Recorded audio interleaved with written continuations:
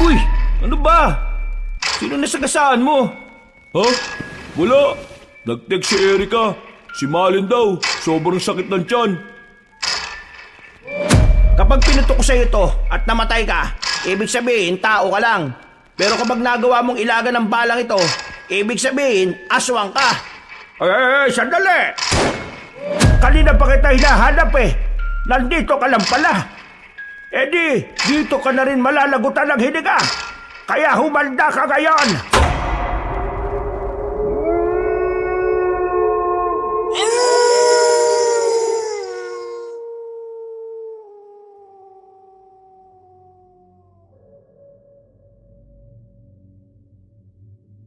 Kabanong, ang mga maling desisyon natin sa buhay ay madalas na nagdudulot sa atin ng matinding kapahamakan. Ito rin ang dahilan kung bakit minsan mas napapaaga tayong mawala sa mundo. Pinagpalang araw, Kabanong, at sa lahat ng mga kabangers at kayanggaw natin na walang sawang nakikinig sa inyong channel. Nais ko lang ibahagi ang karanasang ito na nangyari sa probinsya ng Capiz. Ito ang karanasan na talaga namang sumubok sa aming pagkakaibigan at sa aming tiwala sa sarili. Dahil din dito, maraming pananaw at mga aral ang aming natutunan. Ito ang nagsilbing lagusan para matuklasan namin ang mga bagay na hindi pinaniniwalaan ng karamihan sa mga tao. Pero dito ko rin natutunan na ang mga desisyon pala natin sa buhay ang magdadala sa iyo kung ano ang kapalaran na naghihintay. Ako po si Bernie. Kabanong, mga kabangers at mga kayanggaw, ito ang aking kwento.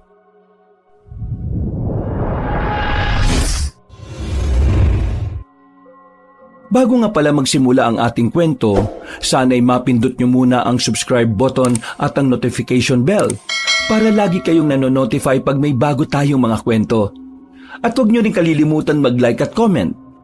Napakalaking tulong po ito sa ating channel para mas makapagatid pa kami sa inyo ng mga magaganda at mga nakakapangilabot na mga kwento. At ngayon, sa ating pagpapatuloy. Bro, tanga ka ba? Sinong matinong kuya na isasama ang nakababata niya kapatid sa outing ng mga adults? Seryoso ka? Bro, walang maiiwan sa kapatid ko eh. Hindi ko siya pwedeng iwan na lang. Naka-off ang yaya niya ngayon. I'm the only one babysitting him as of now. So, isama na natin para makasama naman ako. Bro, look. That's an adult gathering. I mean, kasiyahan ng mga kagaya nating walwalan talaga sa inuman. Tapos, magsasama ka ng bata? Naisip mo ba na hindi magandang makita ng bata ang mga ginagawa natin? Especially yun na kuya niya? Hogan is right. Kung hindi ka makakasama, it's okay. May next time pa naman eh. Next time? Bro, matagal pa yan. Kayong dalawang mas nakakaalam na talagang dream ko makarating ng Capiz. Ano bang meron sa Capiz at bakit tanda kang i-expose yung little brother mo sa kawalang hiyaan ng mga adult? Basta, maganda kasi sa Capiz eh. Don't tell me, may nakilala ka na namang babae sa online, taga Capiz. Kung yun lang ang dahilan mo, huwag ka nang sumama ha. Magbantay ka na lang ng kapatid mo kaysa lumandi. Loko ka talaga. Anong sinabi mo? Ayoko nang ulitin ang sarili ko. Makasabi ka ng loko, kala mo naman, hindi ka rin loko ah. Baka nakakalimutan mong ikaw ang dahilan kung bakit munti ka nang mapahamak si Cindy last year. Yun eh dahil sa kalokohan mo. Isinama mo siya sa isang okasyon na alam mong maraming gumagamit ng pinagbabawal na. Stop! Natoy, below the belt na yan ha. Anong below the belt? I'm talking with the facts. Totoo naman, di ba? Yung younger sister niya, munti ka nang mamatay kasi nakasingot ng kung anong droga dun sa mga kasama niya sa party. Isinama niya kasi hindi siya makakasama kung hindi yung kasama. Sinabi niya kasi sa parents niya na magsisimba sila. Pero ang totoo, party ang pinuntahan nila. So anong problema? Eh ginawa rin naman niya yun. Do you think yung pagkakamaling yun gusto kong magawa mo rin? Knowing na baka yung nangyari sa kapatid ko mangyari rin sa kapatid mo? Did you really understand kung bakit ayaw kong isama mo si Kenken? Tingin mo, ayaw ko lang? Pre, Nag-alala lang si Hogan sa kapatid mo. Ayaw na niyang magawa mo ang pagkakamali na nagawa niya. Pero kung talagang gusto mong isama, ikaw ang bahala. Ikaw ang magbantay sa sarili mong kapatid. Tingnan lang natin kung mag-enjoy ka pa. Padabog na lumabas ng sala si Hogan, Kabanong. Naiwang kaming dalawa ni Natoy. Napapailing na lang siya. Napagtanto niya rin siguro kung gaano kaloko ang mga sinabi niya.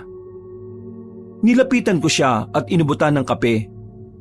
Tinapik sa balikat para pakalmahin ang utak niyang bigla-bigla na lang hindi nagana kapag pumuputak siya. You crossed the line, bro. Alam ko. Pre, hindi mo na dapat inopen yung tungkol sa kapatid niya. Nasa maayos na kalagayan na si Cindy. Nananahimik na sa ibang bansa. Yung nangyari dati, nakaraan na yun na dapat nang ibaon sa limot. Pinaalala mo pa eh. Alam ko naman. Kasi, hindi ko lang magets kanina. Kasi siya naman ang unang gumawa nun eh. Pero, naging malinaw naman na sa akin. May mga bagay kasi na kahit pareho ng sitwasyon natin sa iba, hindi natin pwedeng ikumpara sa atin. So, what's your plan? Ako sabi ko siya mamaya, hihingi ako ng dispensa. At hindi na lang talaga ako sasama. Oh, sagutin mo na yung phone mo, nagdi-ring. Bahala yan dyan. Sino ba yan? Si Tita Laarni. Yung tita mong mahilig maniwala sa pamahiin? Yung nilagyan tayo ng uling sa pisngi para hindi daw tayo sundan ng kaluluwa? Bakit? Anong meron? Narinig niya yung usapan natin nung nakaraan eh. Pinapapunta niya ako sa bahay. Unin ko raw yung mga pangontra na ginawa niya. Pangontra? Para saan? Sa usog? Di ba sabi nila, dating puga daw ng mga aswang ang kapis. Hindi naman kasi totoo yun eh. Sinisiraan lang ang kapis para walang magpuntang turista. Pero wala namang ganun, no? Lakas din siguro ng amats ng tito mo no? Kung hindi lang siya maganda, inisip ko nang baka may saltik siya eh. Bakit? Type mo ba tita ko? Maganda tita mo kahit 40s na. Hindi naman bawal, di ba? Single tita mo, single din naman. Oy! Ilabutan ka nga sa sinasabi mo. Hilig mo sa mga matanda sa'yo no? O sige na, alis na muna ako. Daanan ko lang yung in-order kong sapatos sa tropa. Tapos, pupuntahan ko na rin si Hogan. O sige, ingat sila sa'yo. Lumabas na ng bahay ko si Natoy, Kabanong. Napapailing na lang ako na natatawa. Matagal na kami magkakilalang tatlo. Mga elementary pa lang ay solid na magkakaibigan na talaga kami. Bandang gabi, inihanda ko na ang mga dadalhin kong gamit kahit na malayo-layo pa naman ang alis namin. Ako kasi yung tipo ng tao na ayaw nang nagagahol kapag parating na yung mismong event. Kaya naman, tuwing may mga lakad kami, ako palagi ang pinaka-ready. Mabilis na lumipas sa mga araw. Dumating na rin ang araw ng alis namin. Nagkabati naman si Natoy at si Hogan. Hindi naman kasi tumatagal ang tampuhan sa aming tatlo. Hindi kami napayag na natutulog kami ng may mga samaan ng loob. On the way na yung ibang tropa. Wait lang natin ha. Ay, siya nga pala. Nag-search ako sa internet. May alam na ako mabibilhan ng mga goods doon. Daanan na lang natin bago tayo magpunta sa resort. Yung mga drinks naman natin, may mga dala na rin ako. Pero syempre, madadagdagan pa natin yun. Good. Nakausap ko na rin yung staff sa resort. Sinabi ko sa kanila na bago yung arrival natin doon dapat ayos na lahat. Nakapag-down naman na tayo ng kalahati So siguradong makukuha na natin yun for our private party. All goods na pala. Sayang, hindi makakasama si Natoy. Kawawa. May next time pa naman lagi. Tsaka better to take care na lang nung kapatid niya. Kesa magtarantado na naman siya sa party. Pero bro, ask ko lang kumusta naman yung security sa area? Okay naman ba? According to my uncle na nakadestino sa Capiz, malapit lang sa kanila yung area ng resort. Wala naman daw record ng crime sa lugar na yon. Wala ring gulo. Peaceful talaga. So, wala tayong dapat na ikabahala. Okay, buti naman. Pansin ko kapag wala si Natoy, peaceful yung napupuntahan nating lugar Bravo! Ganyan kayo ha, kapag alam nyong hindi ako makakasama ha, pinag-uusapan nyo ako na nakatalikod ako ha. Oh, yung ginagawa mo dito? Bakit may mga dala kang bag? Obviously, sasama ako. Lakas talaga ng amats mo no? How about your brother? Ano mangyayari sa kanya sa bahay nyo? Sa bahay? Hindi sa bahay. Anong mangyayari sa kanya sa party? Lumabas ang batang lalaki sa likuran ng van. May dala rin yung sariling bag. Nakangiti pa siya sa amin. Magandang gabi po, Kuya Bernie at Kuya Ogan. Dito ka lang, Ken, ha? Kausapin lang namin ang kuya mo. Pasok ka muna sa van. Malakas na hinila ni Hogan si Natoy at nagpunta kami sa harapan ng sasakyan. Binatukan ko pa si Natoy dahil ang akala talaga namin hindi na siya makakasama. Akala namin mas pinili niyang magpakakuya kaysa magpakasira ulo sa inuman. Nabubuong ka na ba? Akala ko ba nagkasundo na tayo, pre? Naawa naman kasi ako kung maiiwan siya mag-isa eh. Kaya nga sinasabi namin sa iyo, di ba? Huwag ka nang sumama para may kasama siya. Ano naman ba to? Pre, ang kulit mo rin no? Anong gagawin natin dyan sa kapatid mo? Babantayan mo ba yan? Relax! Relax lang mga bro! Let me explain first, okay? Napahawak na lang sa sentido si Hogan Cabanong.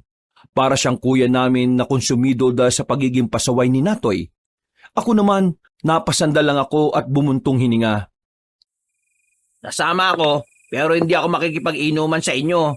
I mean, hindi ako sasama para makipagsabayan sa inyo. Gusto ko lang ipasyal si Kenken. Ginamit mo pa talaga yung bata sa kalokohan mo no? Di pre, seryoso. Yun talaga gusto ko. Kasi yun ang gusto ni Kenken. Pre, kilala ka namin. Kailan ka pa nagkaroon ng pakialam sa kapatid mo, ha? I know. Hindi naman tayo maniniwala kapag sinabi kong may pakialam ako sa kanya eh. Pero trust me, totoo tong sinasabi ko. Sasama ako hindi para makipaglaklakan sa inyo. Sasama ako para ilayo naman si Kenken sa magulong Maynila na to. Trust me. Okay, sige, ganito. Ano man ang mangyari sa bata, ha? Wala kami kinalaman. You will be responsible for that. Naintindihan mo ba ako? Oo naman no. Hindi naman ako tanga eh. So, pinapayagan mo na ako. Sige na. Basta tumupad ka lang sa sinasabi mo, ha? Pasalamat ka, may soft spot si Kuya Hogan sa mga bata. Manahimik ka nga, isa ka pa eh. Kuya Hogan ka dyan. Binalikan namin si Kenken sa van matapos kami magkasundo. Nakangiti pa rin siya sa amin. Kamukhang kamukha ng batang yon ang nanay nila. Pre, ampung ka ba? Bakit ang gwapo ng kapatid mo? Tapos ikaw parang pinaglihis sa samahan ng loob. Uy, wapo din naman ako ah. Kasi kung hindi, kanino ba magmamana yan? Kamukha ni tita. Hindi mo kamukha. Huwag kang feeling dyan. Di ba po maraming monster sa kapis? Bigla kaming natahimik na magsalita si Kenken Cabanong. Nawala ang ngiti namin. Parang doon nagsimulang maging seryoso ang usapan. Pero para sa batang si Kenken, ang ganong usapan ay nagiging dahilan para mas lalo siyang maging excited. Ang sabi po ni Tita Lainey, sa kapis daw po maraming monsters eh. Kagaya raw po ng aswang. Kuya Natoy, yung aswang po ba? Nakakatakot po ba yun? Ken, alam mo, hindi totoo sinasabi ni Tita Laarni. Natakot ka lang niya para hindi ka sumama. Ang kaso, nandito ako eh. Kaya isasama kita kahit na anong mangyari. Apir! Langyang nato ito. Ginamit pa talaga yung bata. Sabi niya, babantayan naman niya eh. Di sige na lang. Kuya, gusto ko pong makakita ng aswang eh. Wala ka makikitang ganon. Katang isip lang yun na matatandang laging talo sa madyong. Tinawanan lang ng tinawanan ni Natoy ang sinasabi ni Kenken. Kami din ay nakitawa na lang. Mga ilang sandali lang, bumiyahin na rin kami nang dumating na rin ang ibang tropa. Nakatulog na si Kenken kahit wala pa kami sa pier. Hogan, sigurado bang may pwesto na tong dala nating mga sasakyan sa barko? Huwag ka mag-alala. Marami akong koneksyon dun. Naka-reserve na tayo. Kailangan na lang nating umabot sa oras kasi baka ibigay nila yun sa iba kapag di tayo umabot. Ang inaalala ko, yung bang kapatid mo ayos lang sa barko. Baka mahilo yan. Hindi naman siguro may hilo. Pero malay natin. Sira ulo ka rin talaga no? Baka mamaya magkasakit pa yan.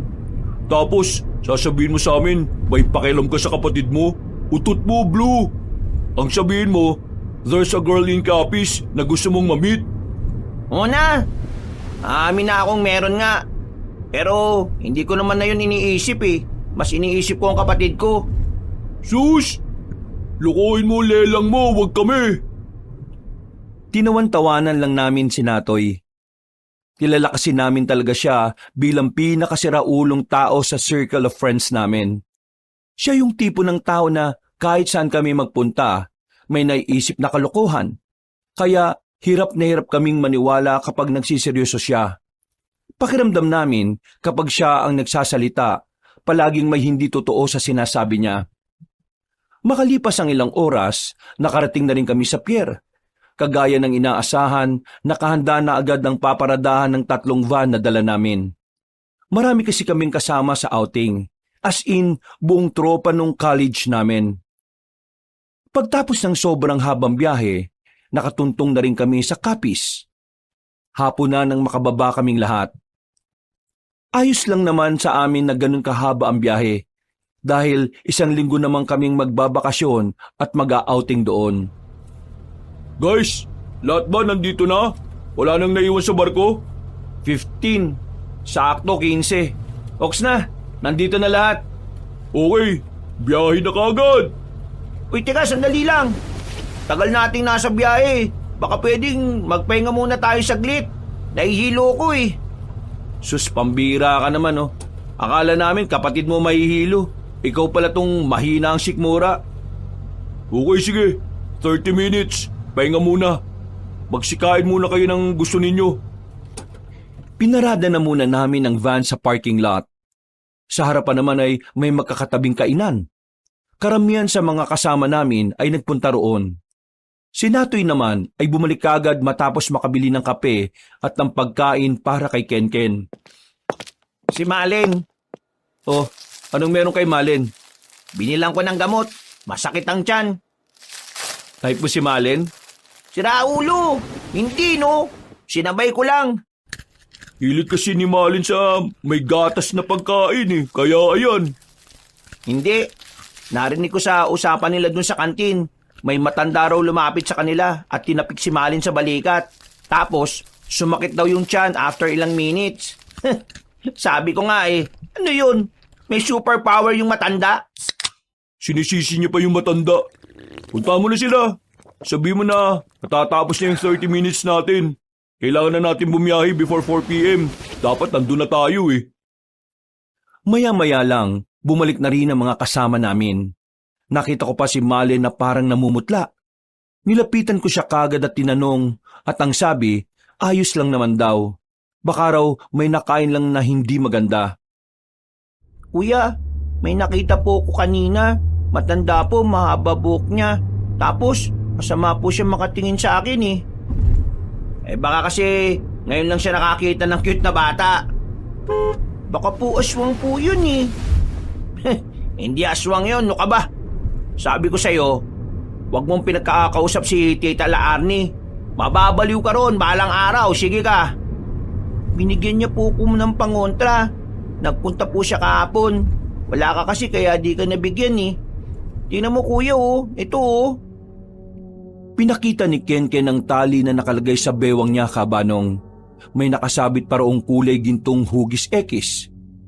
Parang proud na proud pa si Kenken habang pinagyayabang yon sa kuya niya. Ano naman yan? Tali lang naman yan Pagngontra daw po ito Kapag meron daw po ako nito, hindi ako kukunin ng aswang. Ay nako, tigilan mo na yung kakaaswang mo.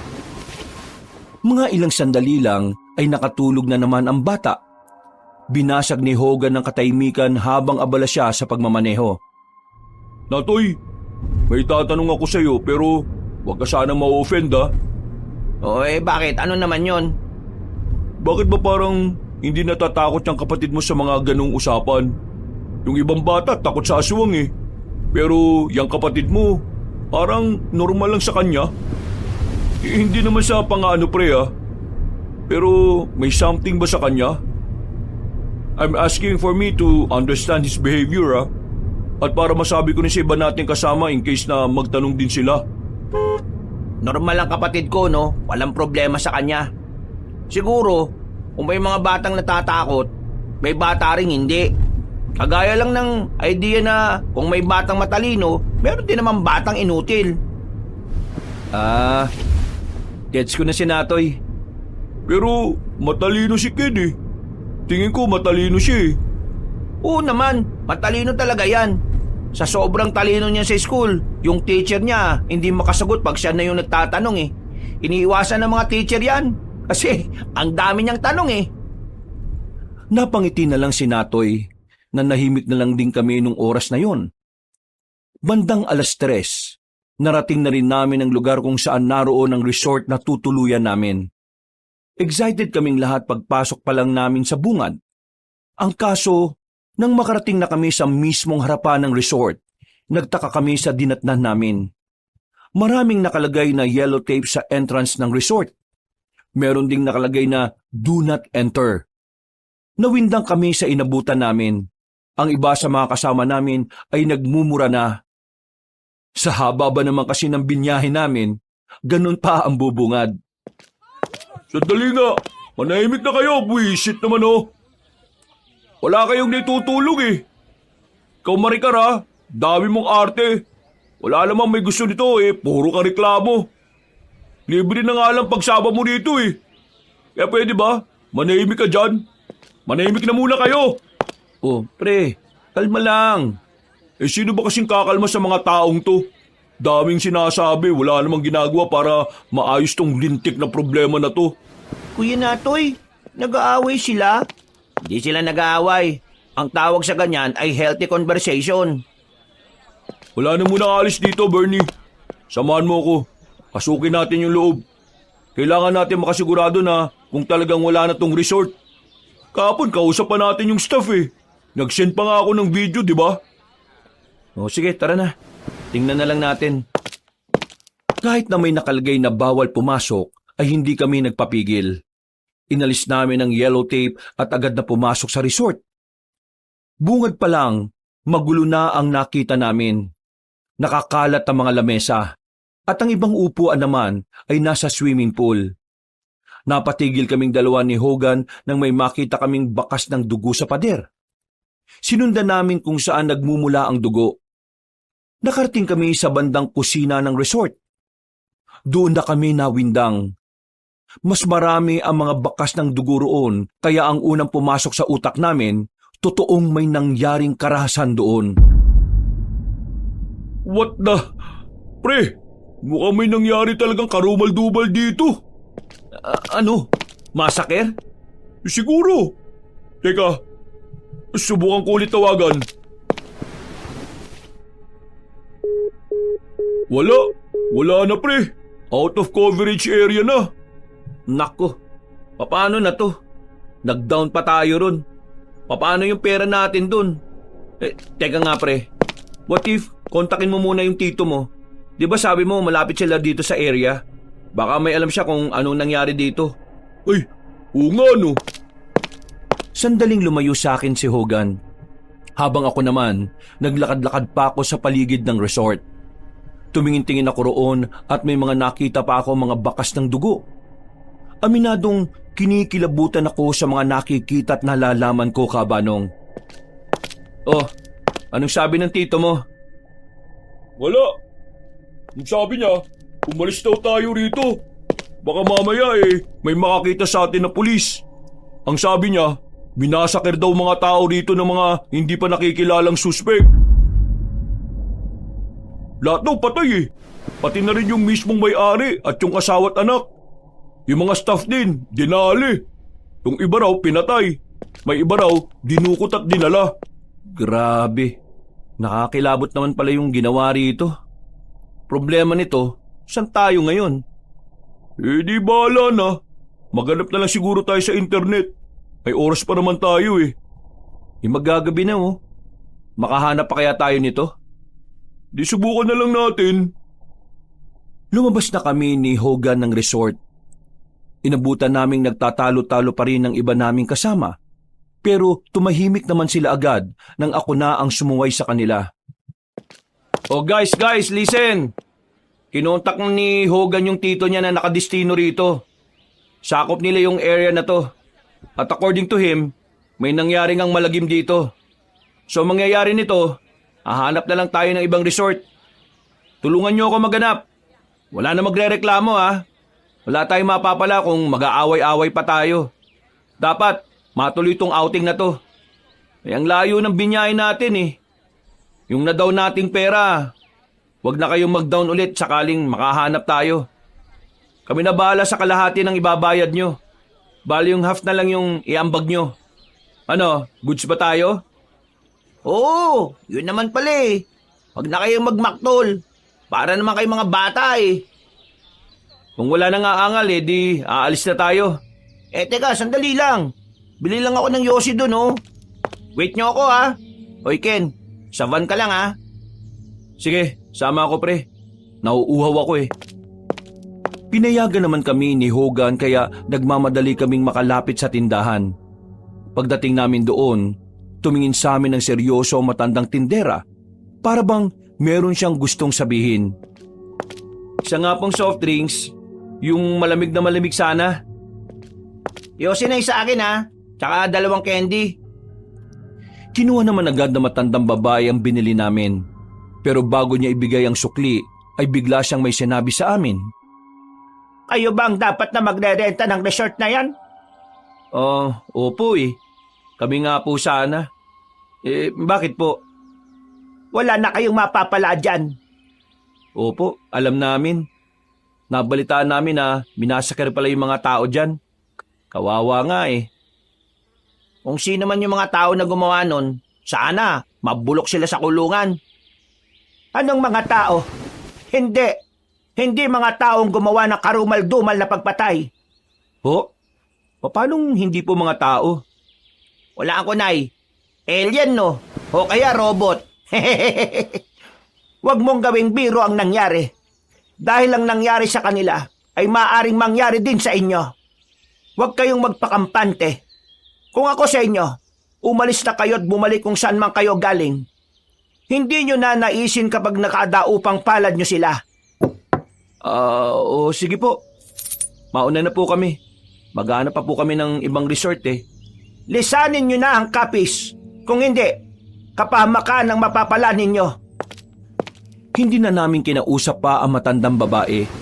Nawiwirduhan na kasi kami sa sinasabi niya. Akala namin noon, tinatakot lang kami na matandang yon. Akala namin, trip-trip niya lang na bigyan kami ng babala para mabahala kami. Kaya naman, hindi na lang namin inintindi.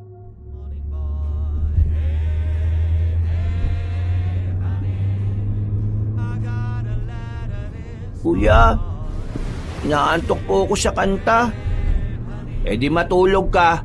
Di ba kapag inaantok, ang dapat gawin ay matulog? Patayin po ninyo yung tugtog para hindi ako inaantok. Di ba anding kang bata ka? Di pwede, no? Ano Bernie? May nahanap ka na ba? Eto, meron na. Mukhang maganda to mga pre. Tumigil na muna kami sa gilid at ipinakita ko sa kanila ang mga larawan ng isang magandang resort. Agad na nagustuhan yun ni Hogan. Pinakita din namin sa iba pa naming kasama at nagkasundo rin naman ang lahat. Dahil may nakita na kaming bagong resort, agad naming kinontak ang numerong nakalagay doon.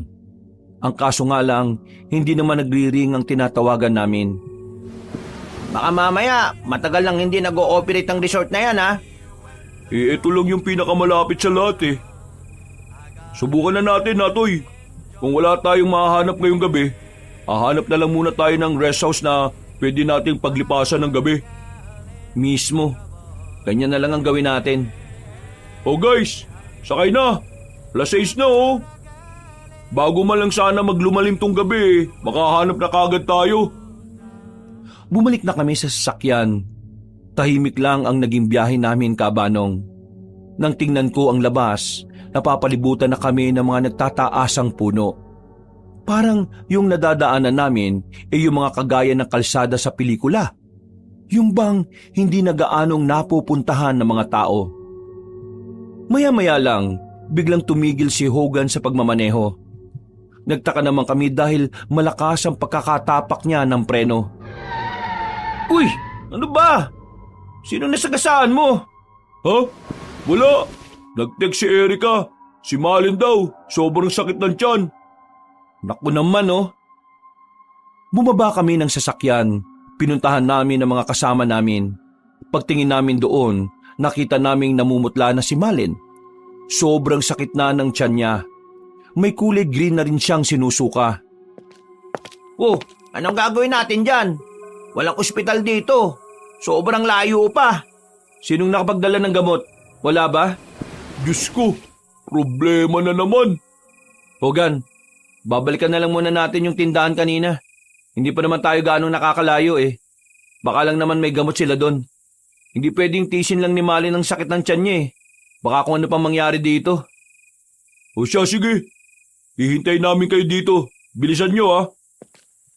Erika, sumama ka sa amin. Alalayan mo si Malin. Natoy, sama ka sa akin. Ken, diyan ka muna kay Kuya Hogan mo ha. Huwag ka makulit. Pinalipat namin sa van ni Hogan ng mga nakasakay sa van nila Malin. Si Natoy ang nagmaneho ng sasakyan pabalik. Ilang minuto lang ay nakarating na kami roon. Agad kaming lumapit ni Natoy sa tindahan. Ah, bakit kayo narito? Sinabihan ko na kayong umuwi na kayo kung saan man kayo nakatira. Pasensya na po ah. Pero meron po ba kayong gamot? Gamot saan? Sa sakitunan tiyan. Yung kasama kasi namin, sobrang sakit ng tiyan niya. Hindi rin po kasi tumalab yung mga unang gamot na ininom niya kanina eh. Bakit? Ano bang nakain na kasama ninyo? Mahilig po kasi siya sa pagkain na may gatas eh. Pero kanina, wala naman daw pong kinain. Bigla na lang daw pong nanakit yung tiyan niya. Wala ba siyang nakausap na hindi nyo kilala? O nakadikit na hindi niya naman kaano-ano? Wala naman daw ho. Di ba may sinabi sila Erika kanina? Yung may matandang lumapit sa kanila tapos ngumiti? Tinapik si Malin sa balikat? Nang sabihin ni Nato yon, nakita ko ang biglang pagbabago ng reaksyon ng matandang kausap namin. Para siyang nabahala. Hindi ko alam kung bakit. Nasaan ang kasama nyo? Dali nyo sa akin. Ipasok nyo sa bahay ko. Ho? Ano pong gagawin nyo? Huwag nang maraming tanong kung gusto nyo pang mabuhay ang kasama ninyo. Desperado na kaming mapagaling si Malin. Kaya kahit na hindi namin kilala ang matandang yon, binuhat na namin si Malin papasok sa bakuran ng matandang babae. Abay mga inutil na lalaki to. Bakit nyo hiniga dyan sa lamesa? Ipasok nyo rito sa bahay ko. Ano yan, kakatayin nyo? Kumakamot na lang kami sa ulo nang muli naming buhatin si Malin Kabanong. Tinulungan din kami ng mga kalalakihan at kababaihan na naroon. Inasikaso nila ang kasama namin. Nagdasal pa nga sila at nakita naming merong dahon na dinikdik at yung katas nun hinalo sa tubig at saka pinakulo. Pinainom yon kay Malin ng maligamgam na yon. Makalipas lang ang halos kalahating oras, lumabas na sa amin ang matandang babae. Pawis na pawis siya. Baka sa mukha niya ang pagkabahala. Kumusta po yung kaibigan namin? Nalinis na namin ang sikmura niya. Pinainom namin siya ng mga herbal. Huwag kayong mag-alala dahil ligtas sa mga yon. Ginagamit talaga namin yon para sa mga usog at bati. Usog at bati? Ano yun? May mga lalapit sa inyong hindi nyo kilala. Hahawakan kayo. Babatiin kayo na akala mo magkakilala kayo. Pero sila yung may mga dalang negative energy na ipapasa nila sa tao. Magkakasakit ka. At kapag nagkasakit ka, may marka ka na nila. Kung hindi ka kaagad gagaling, susundan ka nila hanggang sa mabiktima ka na nila. Ginagawa nila yung para sa kanilang pagkain. Kapag ang biniktima nila ay malala na ang sakit, mas mabango na sa kanila yon. Mas masarap ka. Teka. Sandali, hinay-hinay lang po ah. Ano na po ba yung pinag-uusapan natin dito? Aswang. Ho? Aswang? Seryoso ho kayo? Ang kaibigan nyo ay pinunteriya ng aswang. Aswang ang matandang tumapik sa kanya. Pre, tripping yata si nanay oh. Nay, pasensya na po kayo pero kasi hindi naman po kami... Hindi kayo naniniwala sa aswang. Pero dahil nandito kayo sa lugar kung saan sila namamalagi, kailangan nyong baliin ang paniniwala ninyo. Totoo sila rito. Hindi sila haka-haka. Kasama ng mga tao ang mga aswang sa probinsyang ito. At ang mahirap dito, hindi mo agad malalaman kung aswang sila o hindi. Dahil parang kahawig lang din sila ng normal na tao. Sila ang pumaslang sa mga tao sa resort. Ho? Ganun po ba? Marami sila rito. At meron silang partikular na lugar na kung saan doon sila nagtitipon-tipon. Huwag nyo na sana silang madaanan. Nay, magkano po ba yung babayaran namin? Hindi ako tumatanggap ng bayad sa panggagamot ko. Sapat na sa akin na nalaman kong gumaling ang pasyente. Pwede nyo na siyang kunin. Sige po, maraming salamat po. Kung ayaw nyong makinig sa akin, sakaling magkaroon ng problema, balikan nyo lang ako dito. Narito lang ang pamilya ko para tulungan kayo. Tumango na lang kami sa matandang babae na hindi pa rin namin alam ang pangalan. Hindi na namin siya kinontra sa mga sinasabi niya bilang respeto na rin. Malaki ang pasasalamat namin sa kanya. Para kasing magic na gumaan na kagad ang pakiramdam ni Malen. Nang tanungin namin si Malen, ay agad niyang sinabi sa amin na nung wala siyang malay, nakikita niya raw ang mukha na matandang tumapik sa balikat niya. Sa puntong yon, kinilabutan na kami, Kabanong. Pero hindi na lang namin inintindi ni Natoy. Bumalik na kami sa van. Nagpaalam kami ng maayos sa matanda at kumaway lang din naman sa amin ang pamilya niya. Habang nasa biyahe, Buti na lang talaga tinulungan tayo. Kung hindi, nako, hindi tayo aabot sa ospital. Okay na pakiramdam ni Malin Nakakapagtaka, no? Paano kaya ginawa ng matandang babae yun? same question, pre. Iniisip ko rin, anong klaseng herbal yung pinainom kay Malin? Malin, wag ka mag-alala. Makakapagpahinga ka mamaya kapag nakarating na tayo dun sa resort. Nabalikan naman namin sila Hogan, pero pagbaba pa lang namin ng sasakyan, nakasimangot na kagad na sinalubong kami ni Hogan. Mainit ang ulo niya dahil pinaghintay namin siya na matagal. Bakit ba tagal nyo? Kala ko ba bibili lang kayo ng gamot? Pasensya na, pre. Tinulungan kami ng mga nasa tindahan Ginamot nila si Malin. Ayos na si Malin ngayon. Ha? Ginamot? Oo, meron silang pinainom. Tapos, ngayon, okay na si Malin. Tingnan mo, nakakaupo na. Parang nagdailan lang. Baka mamaya kung anong pinainom sa kanya. Kapag may nangyaring masama kay Malin, kayo bahala dyan O sige na, tara na, biyahe na tayo. Sabay-sabay na kaming sumakay ng sasakyan, Kabanong. Tulog na si Kenken sa loob. Hindi na naman nakibo sa amin si Hogan. Banas na siguro sa sobrang hassle na dinanas namin. Sa loob ng halos kalahating oras na biyahe namin, napatigil na naman kami sa gilid. Meron kasing 4 na kalsada doon. Wala yun sa internet map. Kaya hindi namin alam kung ano ang tamang daan doon. Pakitingin nga sa direction kung saan tayo dito. My goodness, this is so stressing. Pre, chill. Mas lalo tayong mapapatagal kung mainit ang ulo natin. Wala akong makita na parte yan ng mapa dito sa internet Parang outdated na yata itong direksyon na sinusundan natin. Bago lang yata yung kalsada na yan Kailangan natin magdesisyon kung alin sa mga kalsadang yan yung tamang daan. From left, pangatlo. Parang mas maganda kung from right to left, yung pangatlo. From left tayo, pangatlong kalsada. Sure na yan. Baka mali yan Kailangan natin subukan. Wala tayong mapapala kung di tayo pipili. Bumalik na lang kapag mali. O sige na. From left to right, pangatlo. Lumabas ako sandali noon at sumenyas ako sa mga nasa likuran namin. Naintindihan naman nila agad kaya umabante na rin sila.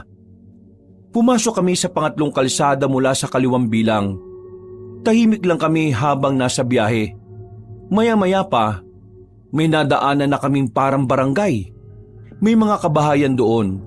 Marami ding ilaw. Parang normal na lugar. Pero dinerecho pa namin ang daan hanggang sa narating na rin namin ang sinasabing resort sa internet. May liwanag doon kaya nabuhayan kami ng pag-asa. Yun! Sa wakas! Makakapagpahinga na rin! Oh, di ba? Tama yung pinili kong daan. Ayos! Lumabas na kami ng sasakyan ni Hogan. Nilapitan namin ang gate ng resort. Isang matandang lalaki agad ang sumalubong sa amin. Mukhang malakas-lakas pa naman. Nakangiti kaagad. Unang tingin pa lang namin, alam na kaagad namin na siya ang caretaker ng resort. Magandang gabi ho! Anong kailangan ninyo? Manong, mag-outing po kami. Sinusubukan po naming tumawag sa inyo, kaso hindi naman po makakontak. Ay nako, itong resort kasi hindi pa open sa pagpaparenta. Sabi sa akin ng may-ari, hindi muna kami tatanggap ng guest. Ay nako, pasensya na talaga. Hindi. Baka naman pwede kaming pagbigyan.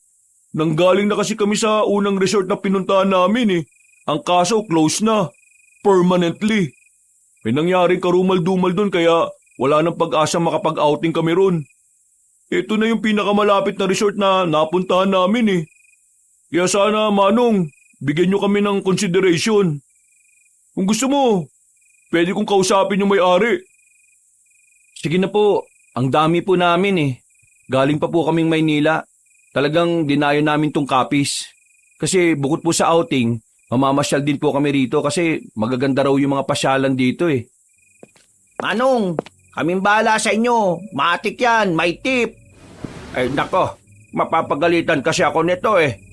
Pero, teka lang dito lang kayo. Susubukan kong kausapin si boss. Sandaling umalis sa matanda. Halos 10 minuto rin kaming naghintay. Bagot na ang iba naming mga kasama. Hindi pa nagsisimula ang kasiyahan namin, pagod na sila.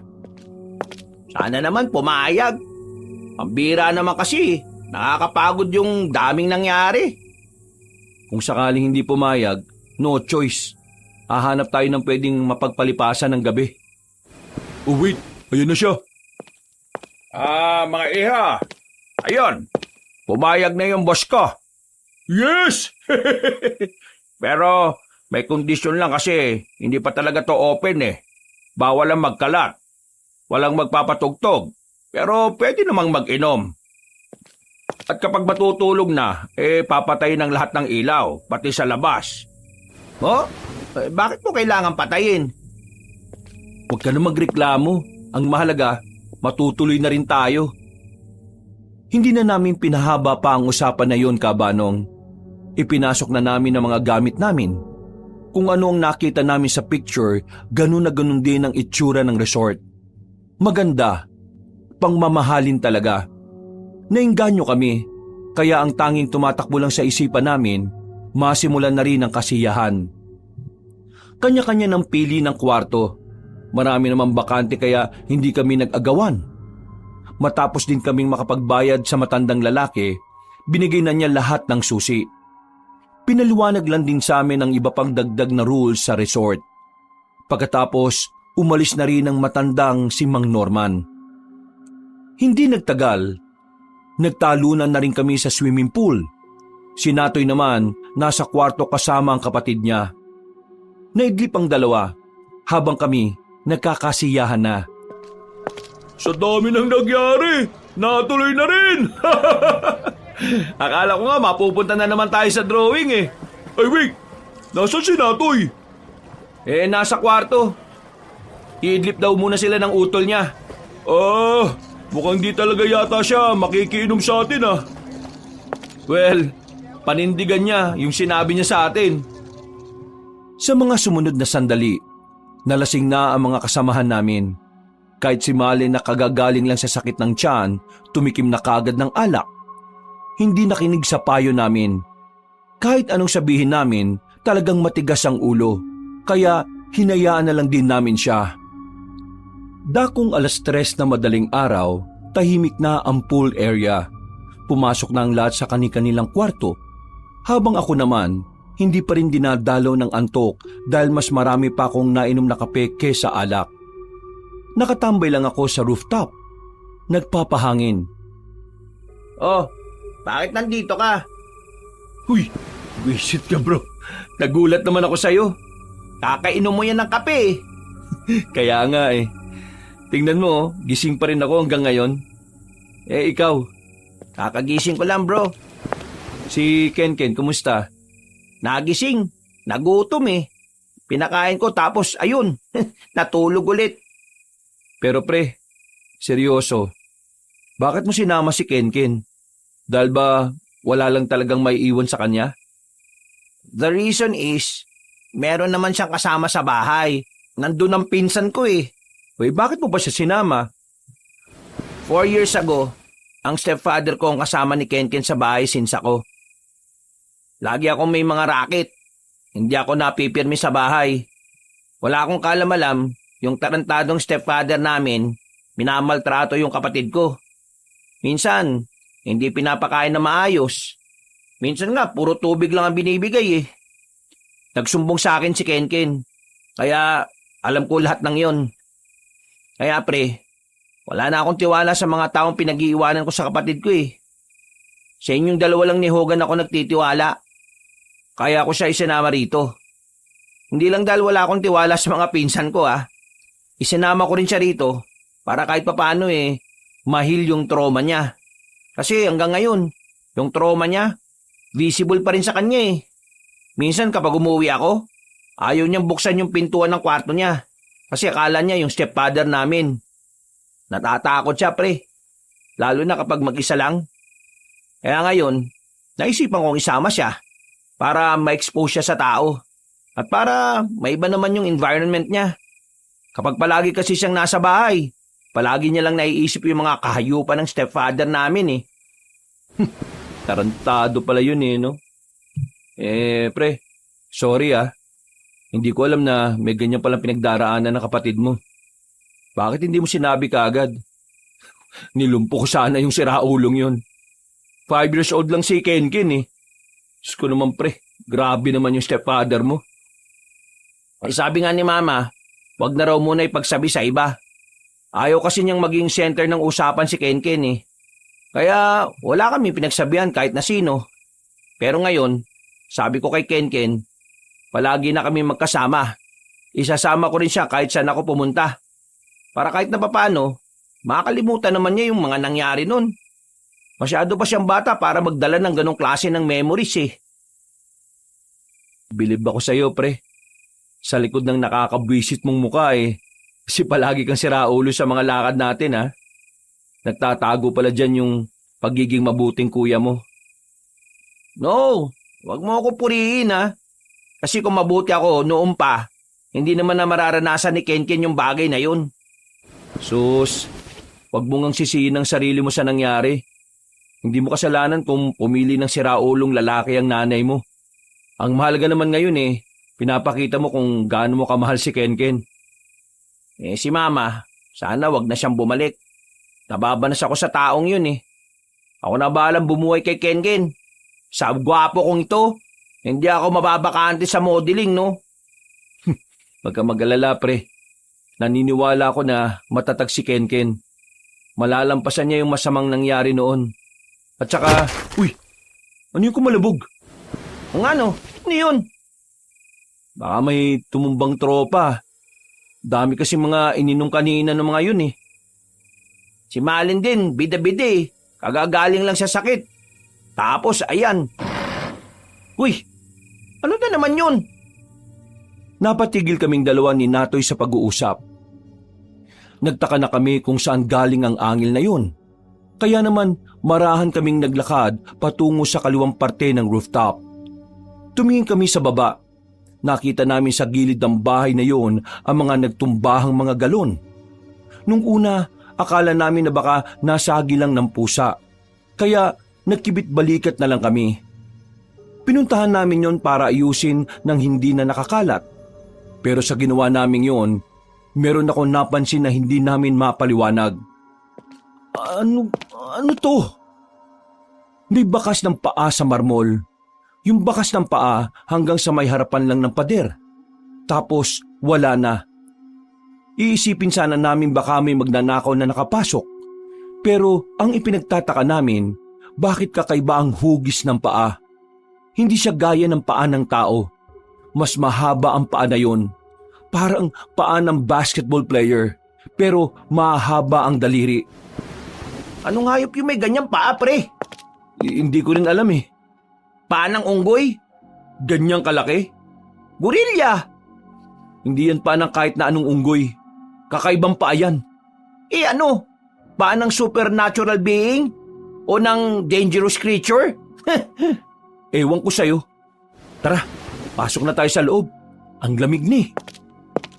Hindi na namin inintindi yon kahit na dapat ay nakakuha na ako ng hint sa mga susunod na mangyayari. Masyado akong bulag sa mga senyalis noon, Kabanong. Mas nakaton kasi ang atensyon ko kung ano ang mga gagawin namin para sa umaga. Kinaumagahan, abala na ang lahat.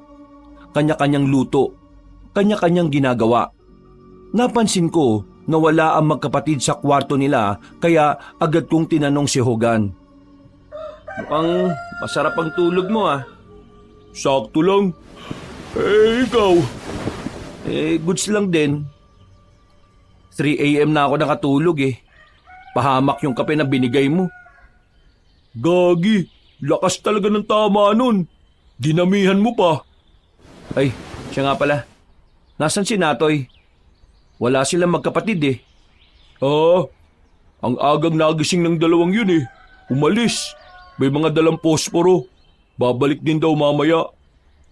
Alam ko na gagawin nun. Manguhuli ng gagamba. Ganun ba? Mukhang banding talaga sila ng utol niya. Ay, siya nga pala. Sama mo ko. Punta natin yung baryo na nadaanan natin kagabi. Baka meron tayong mabiling yelo dun. Unti na lang yelo natin eh. O sige tara. Bibili rin ako ng salompas.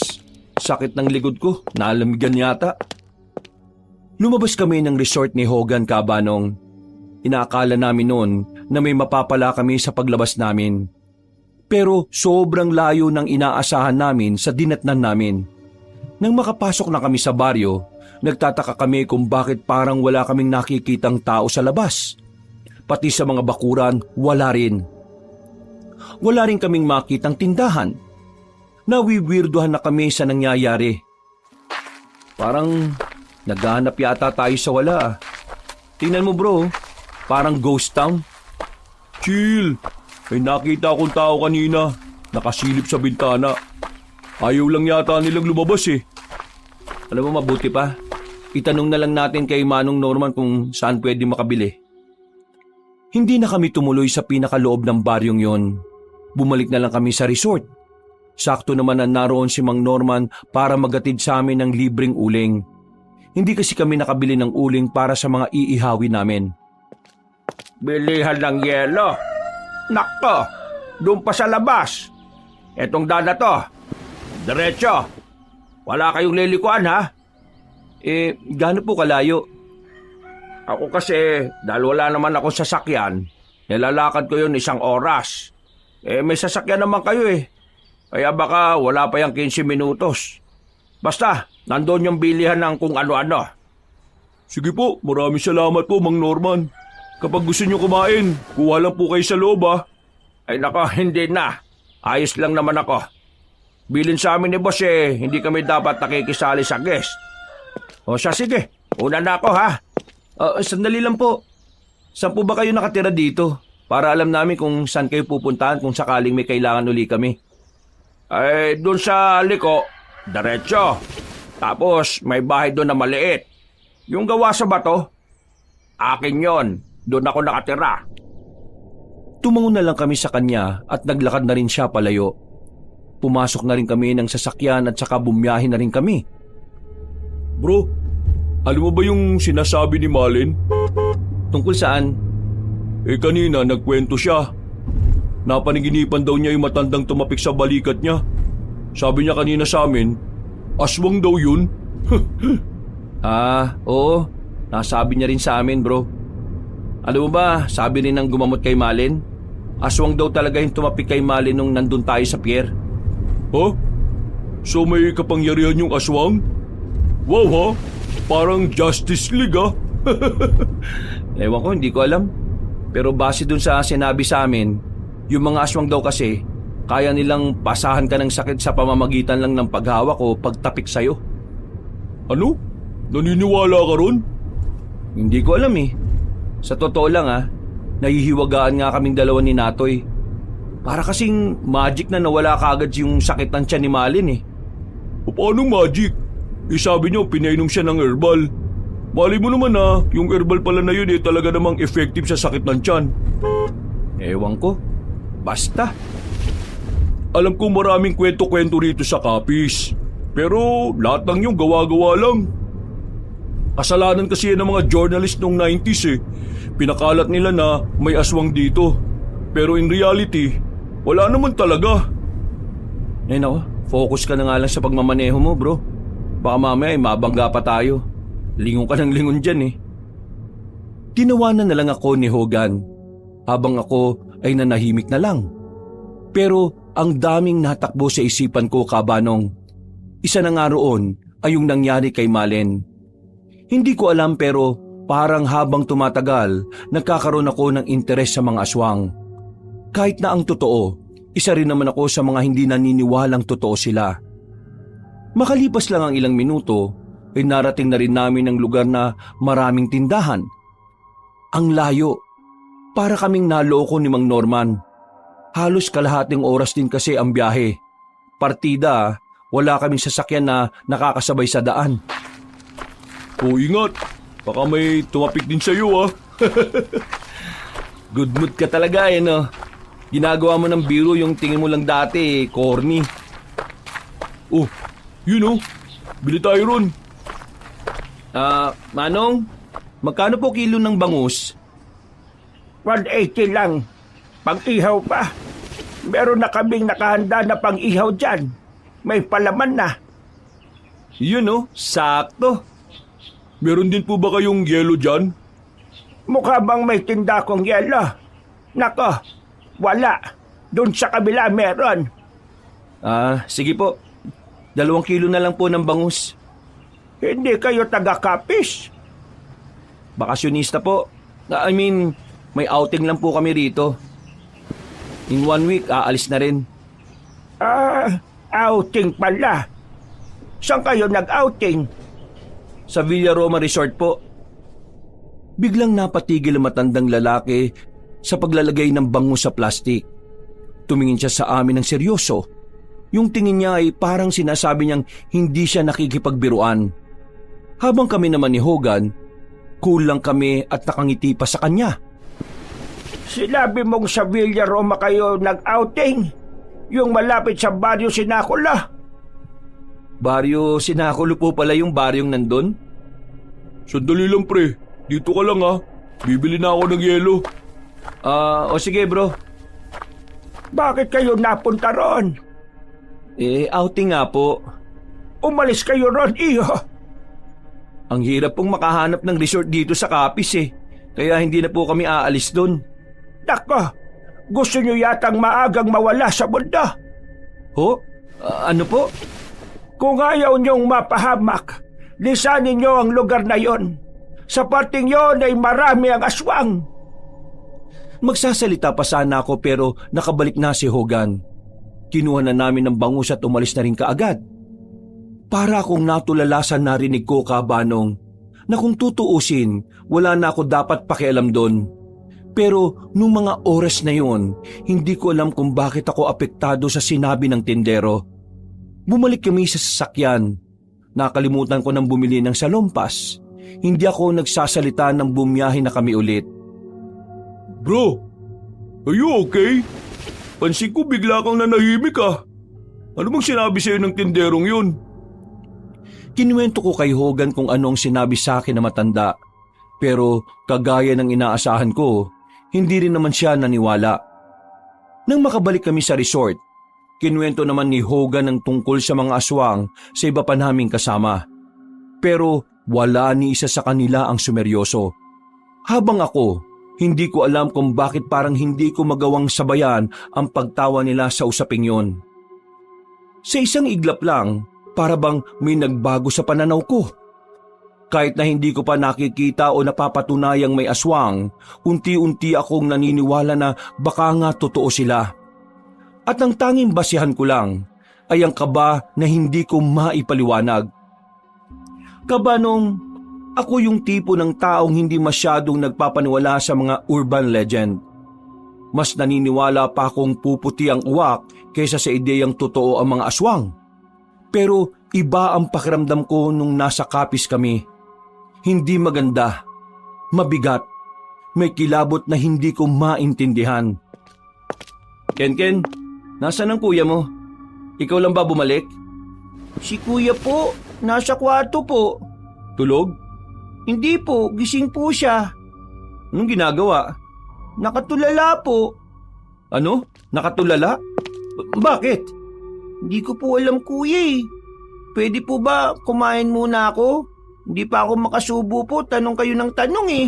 Ay, sorry. Sige, pupuntahan ko lang yung kuya mo. Napapakamot na lang siya sa ulo, Kabanong. Natawa na lang din ako sa kanya. Umakit ako sa taas kung saan naroroon ang kwarto nilang magkapatid. Bukas ang pinto. Nakita ko si Natoy na nakahiga. Nakatingin lang sa kisame. Hindi ko siya nakilala bilang tahimik. Kaya nakakapanibago na hindi siya nagkukulit o gumagawa man lang ng katarantaduhan sa mga kasama namin. Pre, pwede bang pumasok? Sure bro. Bakit? Ano bang meron? Sabi ni Ken, tulala ka raw eh. Ano bang nangyari sa lakad nyo kanina? Natulala ka ba kasi wala kayong nahuling gagamba? Ha? May nahuli kaming gagamba, no? Uy, meron naman pala eh. Anong nangyari? Aso, nakawala. Nataranta ako, pre. Ano? Natakot ka sa gagamba? Hindi. Nataranta ako sa nakita ko. Bumangon siya at saka humarap sa salamin. Nagsuklay sandali. Kalmadong humarap sa akin at sumandal sa bintana. Yung sinabi na matandang gumamot kay Malen? O anong meron? Tingin ko, totoo eh. Teka. Ano ba talaga nangyari, pre? Kanina, meron akong nakitang kakaiba sa gubat habang nanguhuli kami ng gagamba. Tingin ko, aswang yun. Pabitin ng potek. Sabi mo na kasi ng buo.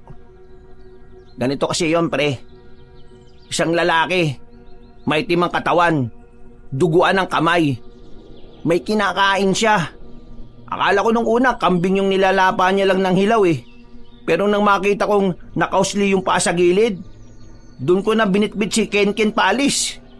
Pre, nakakita ako ng isang nilalang na may nilalapang tao. Malapit lang dito yun ha. Pre, totoong mga aswang. Totoo.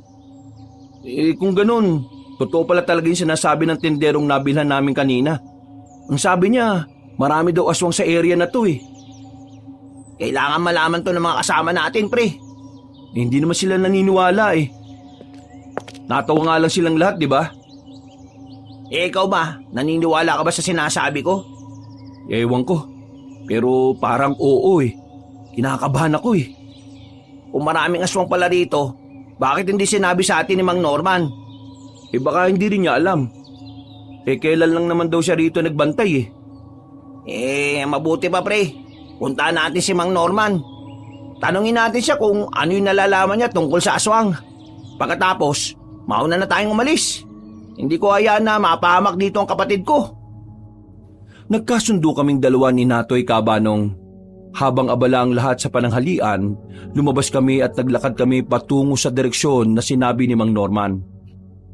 Bahay lang na matanda ang tanging nakatirik doon. Napapalibutan ng mga punong kahoy ang bahay na yon.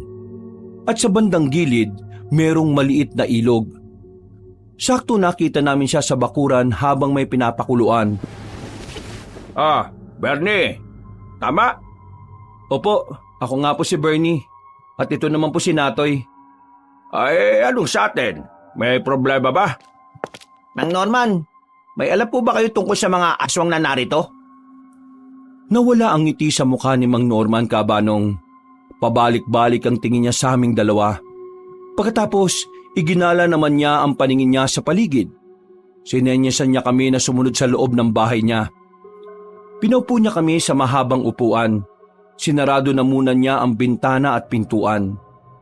Kinabahan ako sa hindi maipaliwanag na dahilan. Ang totoo niyan, alam ko ang tungkol doon. My goodness! Alam niyo pala eh. Bakit hindi niyo kagad sinabi sa amin? Oh, kalma. Hayaan niyo na muna sana ako magpaliwanag. Bro, sige na. Pagsalitain muna natin siya. Wala na akong nagawa kasi dumating na kayo eh. Kung alam ko lang na darating kayo, sana hindi ko na kayo pinatuloy. Pero biglang nasa harapan na kayo eh. Hindi ko rin naman kayo pwedeng paalisin na lang kasi ako naman ang mapapahamak. Teka. Anong ibig niyong sabihin kayo mapapahamak? Ako ang may-ari ng resort. At itong tinitirhan ko, hindi ko ito bahay. Nirerentahan ko ito sa isang hindi ko rin alam kung tao ba o hindi.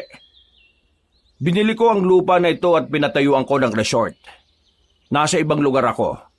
Wala akong alam na ang binili kong lupa marami palang aswang na napapadaan.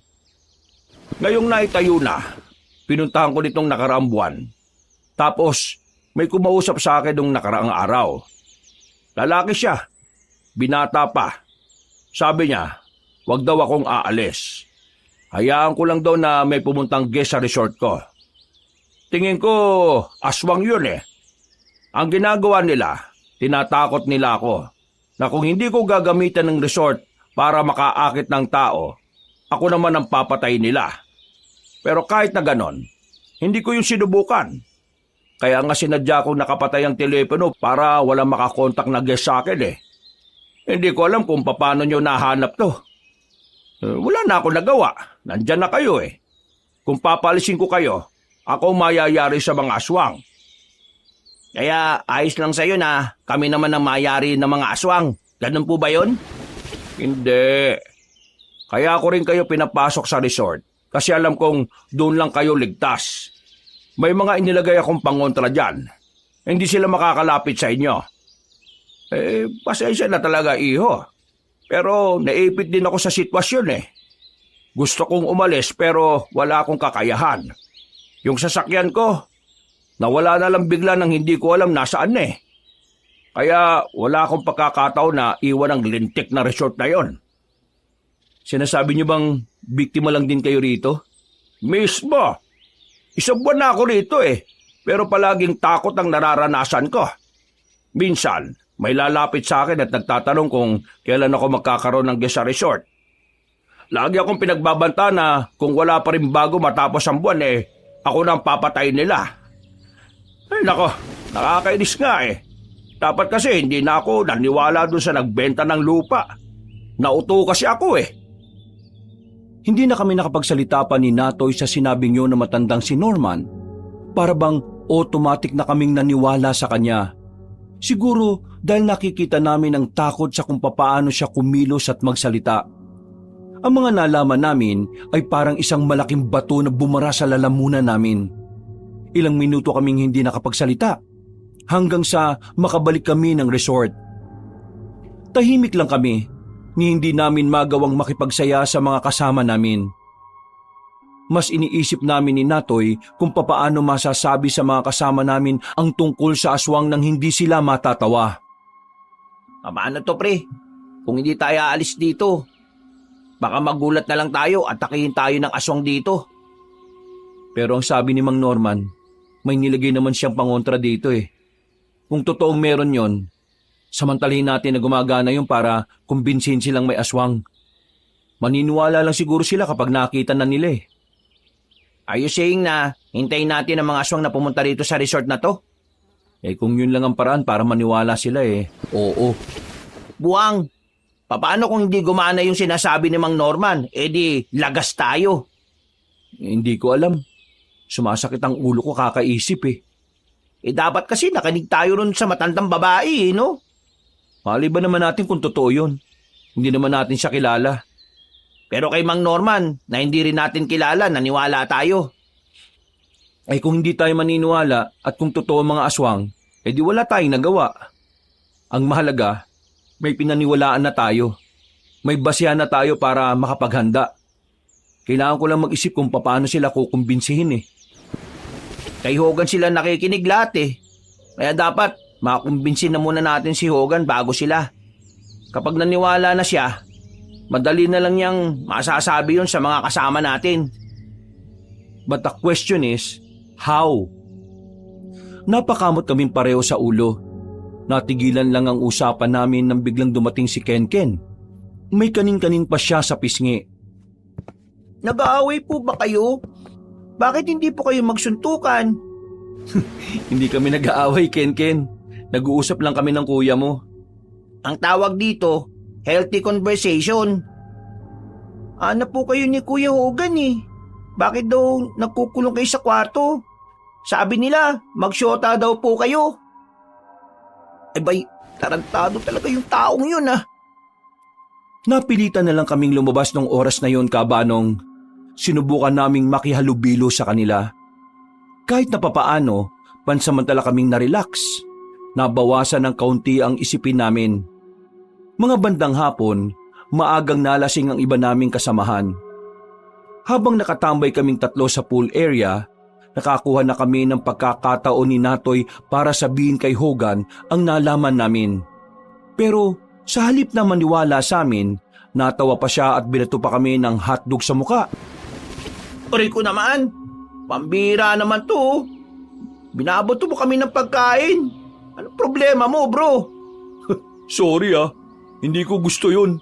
Natatawa lang ako sa mga pinagsasasabi niyo eh. Really? May aswang dito? At naniwala kayo doon sa caretaker? At siya kuno yung may-ari ng resort na to? O kung siya ang may-ari nito, dapat hindi ganun ang itsura niya. Bro, hindi ka nakikinig eh. Nasabi na namin kanina na trap yung matanda dito. Hindi siya makalis at makauwi sa kanila dahil binablockmail siya ng mga aswang. Ginagamit ng mga aswang yung matanda para makapambiktima sila ng mga tao. That's so stupid. Stop this nonsense, okay? Nandito tayo to have fun. Bakit sinisira niyo yung kasiyahan natin dito? Bakit kayo nagawa ng kwento para manakot ng mga tropa? Hindi ba kayo masaya? Sumama lang ba kayo rito para maging ganyan? Bro, this is Capiz. Alam ko. And there's nothing wrong with this place. Kayo lang naman ang nag-iisip ng kung ano-ano eh. Mga paranoid. Walang aswang no? Walang ganun. Gawa-gawa lang ng mga matatanda yun. Para bago sila mamatay at mabulok sa lupa, matakot nila yung kabataan na makikitid ang utak. Di ako makapaniwala na pati kayo naniniwala. Hogan, pre, marami na nagsasabi sa amin. Nung una, si Malin.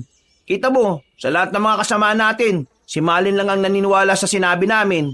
Pangalawa, yung gumamot kay Malin. Binalaan niya kami na umuwi na lahat dahil meron nga talagang aswang dito. Pangatlo, yung tindero sa bilihan nyo ng pangus. Base kay Bernie. Sinabi rin nun na itong Villa Roma nadadaanan nga ng mga aswang. Tumutugma lahat sa sinasabi ni Mang Norman. Ano pa bang ebidensya ang kailangan mo, pre? Alam mo sa korte, hindi pwede yung sabi ni sabi ni ganito. Para maniwala ang judge doon, kailangan nyo ng ebidensya. Actual evidence, mga pre. Yung nakikita at nahahawakan, hindi yung puro sabi lang. May nakita akong aswang sa gubat habang nanguhuli kami ni Kenken ng gagamba. Yung aswang na yon, kumakain siya ng tao nung nakita ko.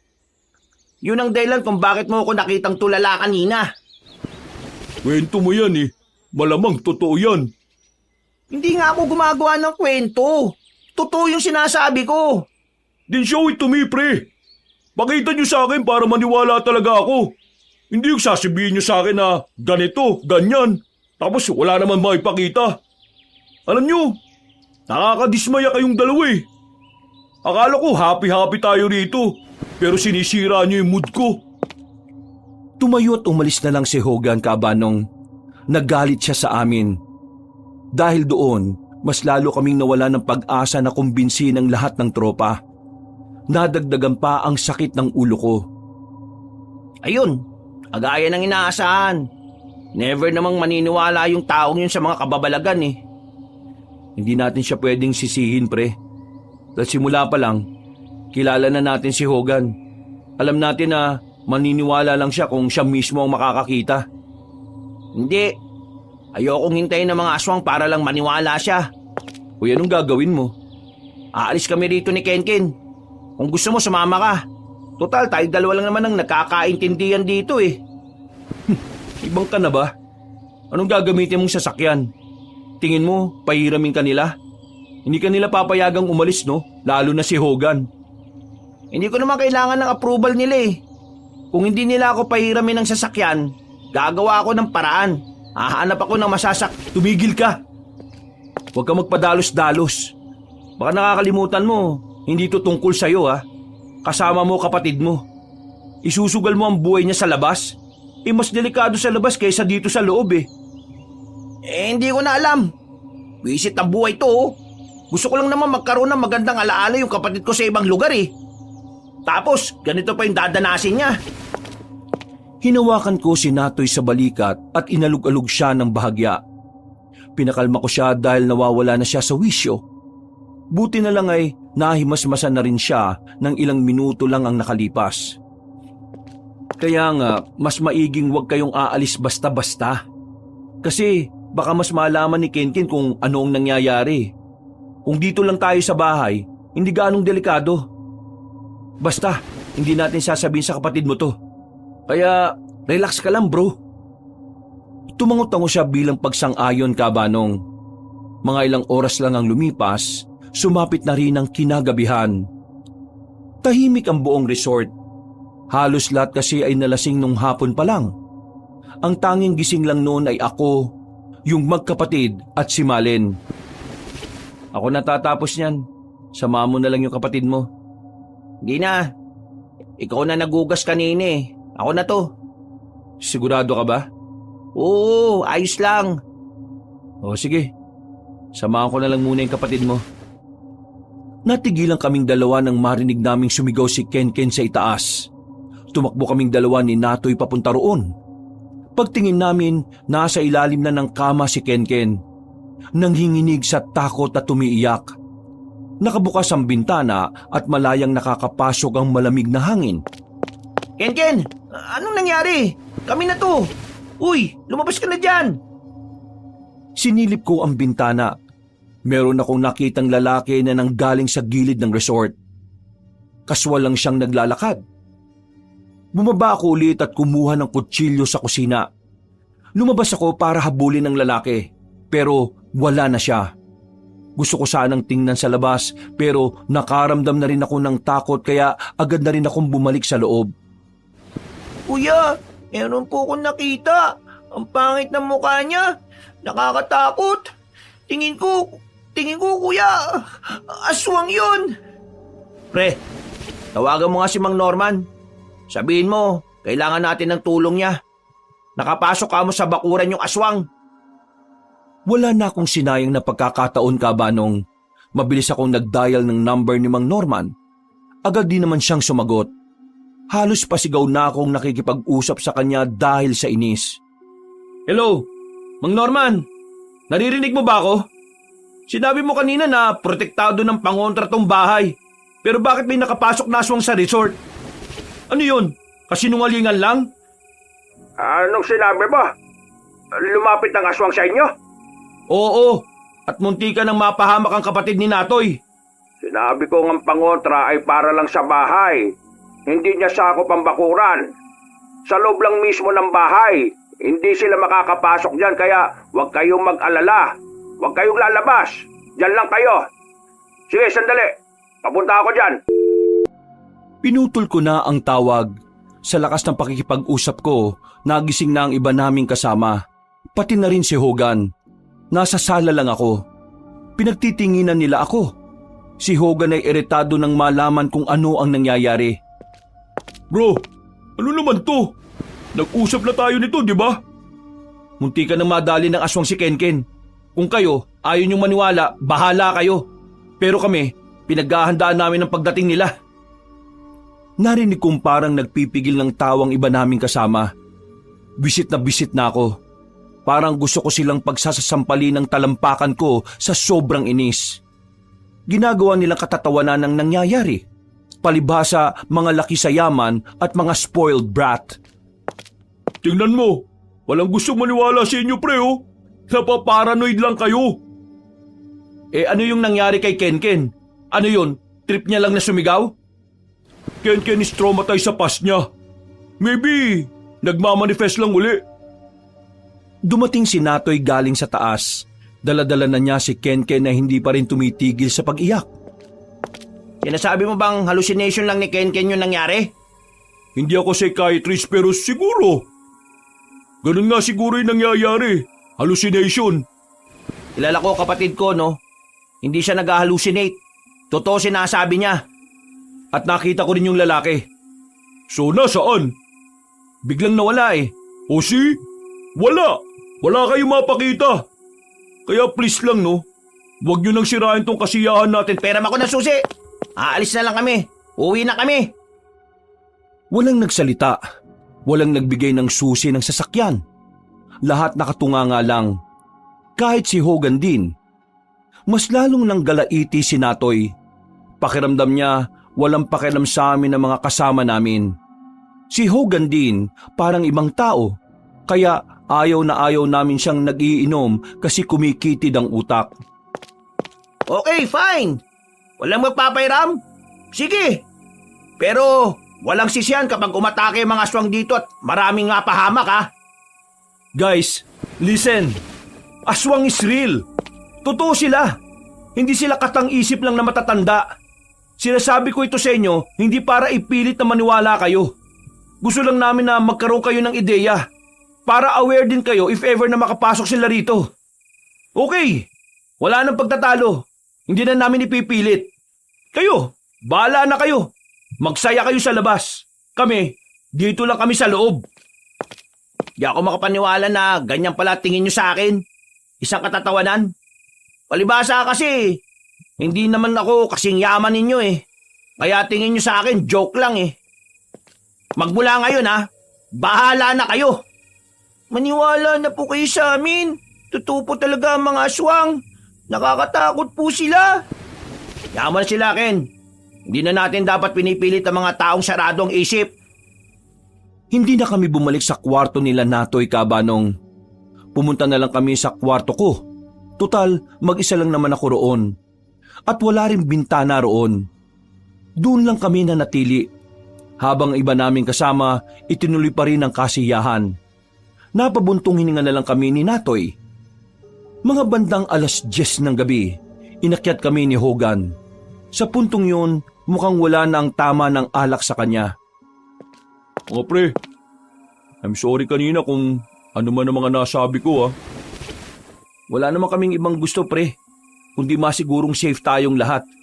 Yun lang yun. I know. Alam ko naman yun pero kasi... Mahirap bang bigyan ng konsiderasyon yung pinaniniwalaan namin? Kumpara naman sa ating lato. Bro, ikaw ang nagsasabi sa amin dati. Mas mabuti nang naghahanda kaysa maging kampante. Hindi ka ba nagtataka, pre? Kilala mo kami. Mula umpisa. Sabay-sabay natin ginagawa ang katarantaduhan yung mga kwentong kagaya ng sinasabi namin. Noon, ganun kami ni Bernie. Pero, iba ngayon, pre. Iba. Sa parte pa lang na bigla kaming naniwala sa ganun, dapat magtaka ka na eh. Pre, ganito na lang isipin mo ah. Ako ang unang nagsabi nung nakaraan na safe ang copies. Kasi hindi naman totoo ang aswang, di ba? Nakipagtalo pa nga ako sa utol ko about that eh. At itong si Natoy, kinababanasan niya yung tita niya kasi naniniwala sa aswang. Tingin mo, trip lang namin na biglang magbago yung paniniwala namin? Ay nako, hindi ko gustong nagkakasamaan tayo ng loob dahil lang sa... Ha? Sino yun? Sino sumigaw? Gagi! Si Malin! Nauna kaming tumakbo sa labas ni Hogan. Nakita na lang namin si Malin na umiiyak at inaalalayan na ng mga kasama namin. Ayon kay Malin, merong lalaki na pangit ang muka na bigla na lang humila sa kanya habang nasa gilid siya ng gate. Nahawakan siya sa braso kaya nakalmot siya at dumugo. Buti na lang nahila siya pabalik ng mga tropa. Kung hindi, baka tuluyan na siyang nakuha. Noong mga oras na yun, Kabanong, naniwala na sila. Sila mismo kasi ang nakakita ng aswang sa labas. At dahil doon, nakumbinsi na rin si Hogan na ang mga aswang na sinasabi namin ay hindi katang-isip lang. Nak ng tokot baboy naman oh! Ano? Naniniwala ka na ba, pre? Lahat kayo! Dito sa sala! Pasok! Sandaling umalis si Hogan. Nagulat na lang kami nang bigla siyang may dalang baril. Nagpaputok siya ng isang beses sa taas, pero wala namang nagpakitang aswang sa amin. Nanatili lang kaming tahimik habang nakikiramdam sa paligid. Alo mga aswang! Lumabas kayo! Papasabugin ko yung mga bungo ninyo! Bro, halika na rito. Pag-usapan na lang natin kung paano tayo makakalis dito.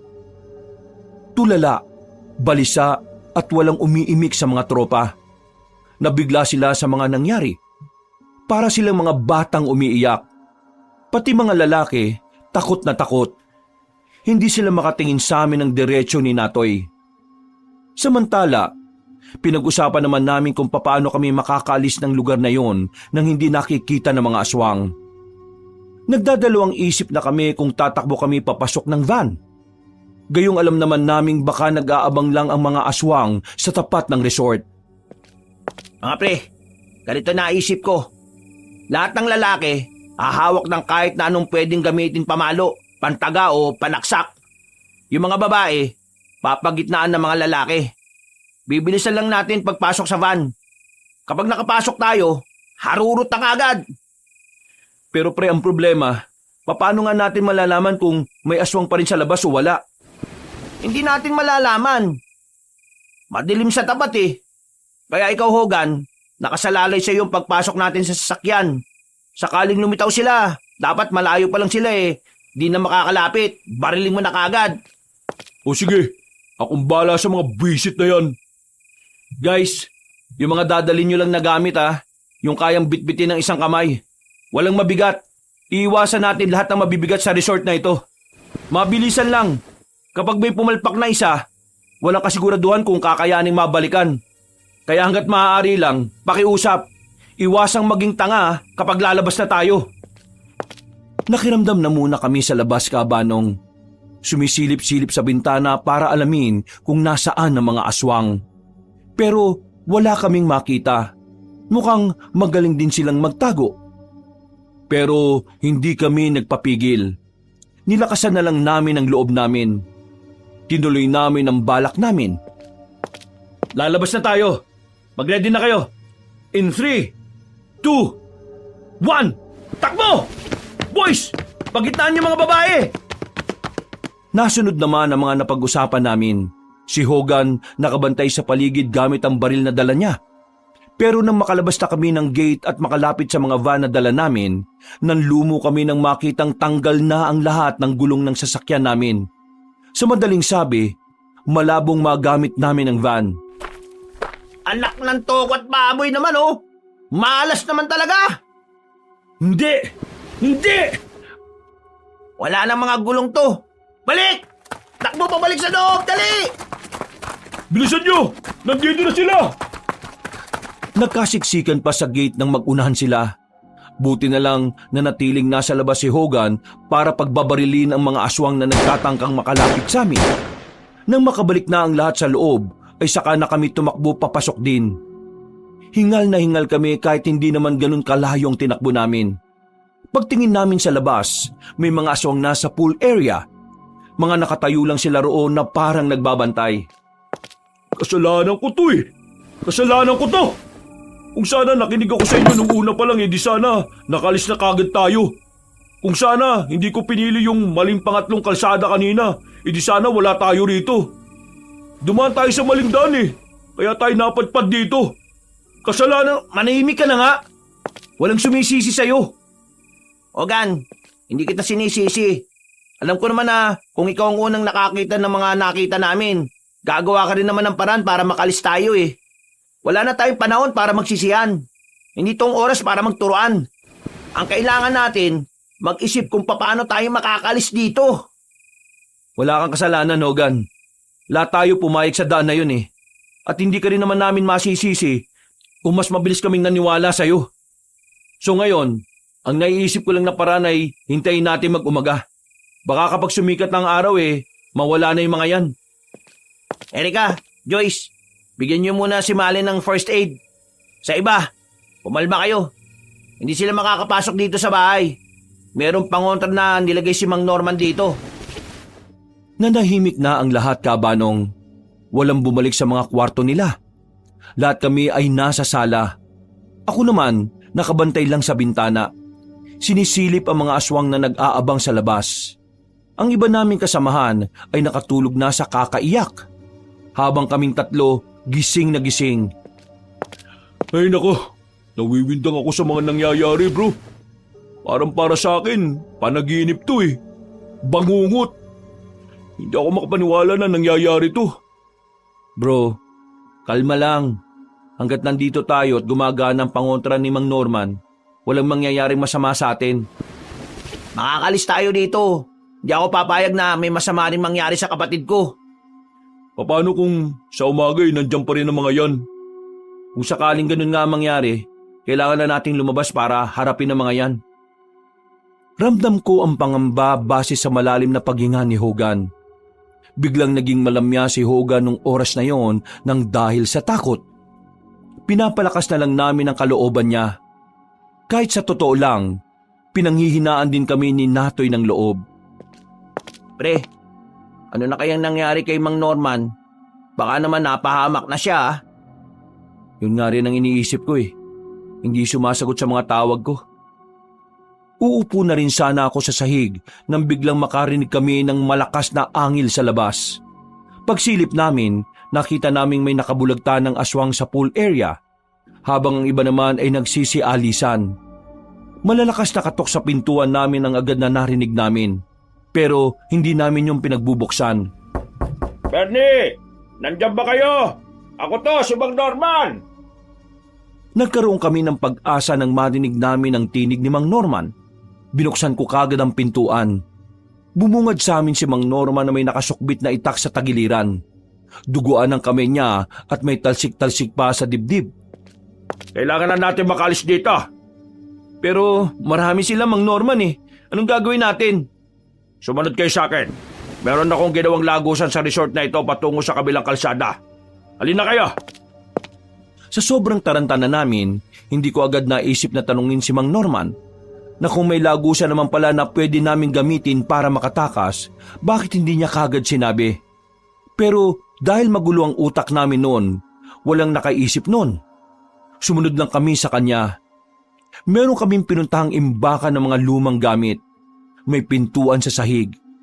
Binuksan yon ni Mang Norman at saka naunang bumaba. Pakiusap, walang mag-iingay ah. Makakalabas din tayo. Madilim sa lagusan. Buti na lang ay may mga daladala kaming mga cellphone para magsilbi naming ilaw. Noong mga sandaling yon, aminadong kahit papaano ay gumaan ang pakiramdam namin. Nabawasan na rin ang takot namin.